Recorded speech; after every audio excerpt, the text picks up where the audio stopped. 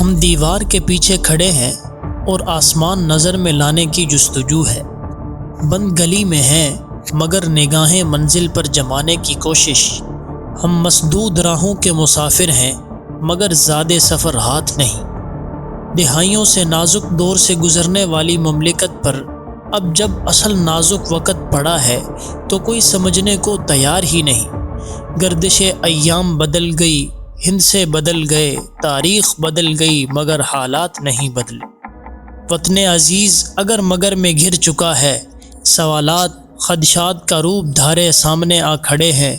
اس برس معیشت کا کیا حال ہوگا؟ معاشی حالات یہی رہے تو کیا ہوگا؟ غربت بڑھ رہی ہے جبکہ بڑھتا افراط زر انسانوں کو سستا کر رہا ہے۔ سیاست میں استحکام اس برس بھی نہ ہوا تو کیا ہوگا؟ جمہوریت لنگڑی لولی بھی نہ رہی تو کیا ہوگا؟ انتخابات ہوئے تو کیا، نہ ہوئے تو کیا ہوگا؟ حکومت بن گئی تو کیا، نہ چلی تو کیا ہوگا؟ مخلوط حکومت بنی تو کتنا چل پائے گی؟ اور سیاسی استحکام نہ ملا تو کیا ہوگا؟ میاں چھوڑ اس لمبی بحث کو، کیا کھول کر بیٹھ گیا؟ ہمیں تو ایک ووٹ ہی کاسٹ کرنا ہے، مگر ووٹ دیں کس کو؟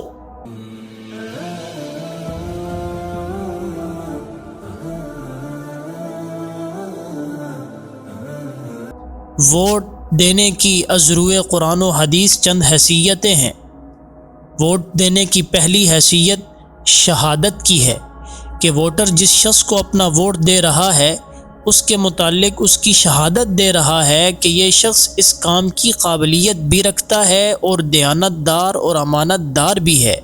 اور اگر واقع میں اس شخص کے اندر یہ صفات نہیں ہیں اور ووٹر یہ جانتے ہوئے اس کو ووٹ دیتا ہے تو وہ ایک جھوٹی شہادت ہے جو سخت کبیرہ گناہ اور وبال دنیا و آخرت ہے۔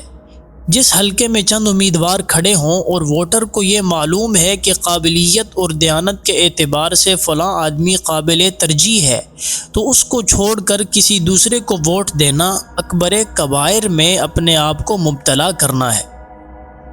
ووٹ کی دوسری حیثیت شفاعت یعنی سفارش کی ہے کہ ووٹر اس کی نمائندگی کی سفارش کرتا ہے۔ اچھی سفارش یہی ہے کہ قابل اور دیانتدار آدمی کی سفارش کرے جو خلق خدا کے حقوق صحیح طور پر ادا کر لے، اور بری سفارش یہ ہے کہ نااہل، نالائق، فاسق اور ظالم کی سفارش کر کے اس کو خلق خدا پر مسلط کر لے۔ اس سفارش کے بارے میں قرآن کریم کا یہ ارشاد ہر ووٹر کو اپنے سامنے رکھنا چاہیے: من یشفع شفاعۃ حسنۃ یکن لہ نصیب منہا ومن یشفع شفاعۃ سیئۃ یکن لہ کفل منہا۔ جو شخص اچھی سفارش کرتا ہے تو اس میں اس کو بھی حصہ ملتا ہے، اور بری سفارش کرتا ہے تو اس کی برائی میں اس کا بھی حصہ لگتا ہے۔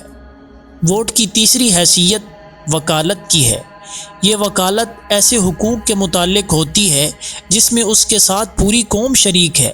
اس لیے اگر کسی نااہل کو اپنی نمائندگی کے لیے ووٹ دے کر کامیاب بنایا تو پوری قوم کے حقوق کو پامال کرنے کا گناہ بھی اس کی گردن پر ہوگا۔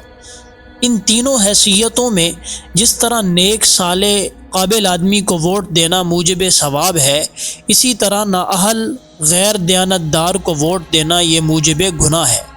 لہٰذا نیک صالح اور دیندار کو ووٹ دیں جو عقیدے کے اعتبار سے پکا مسلمان ہو، دیندار یا دینداروں سے محبت کرنے والا ہو اور اسلامی قوانین کو نافذ کرنے کا جذبہ رکھنے والا ہو، دیانتدار ہو، نظریہ پاکستان کا حامی ہو، شریف اور با اخلاق ہو، کھلے عام فسق و فجور میں مبتلا نہ ہو، نظام حکومت کو اچھی طرح جانتا ہو، ایسے امیدوار کو ہمیں ووٹ دینا چاہیے۔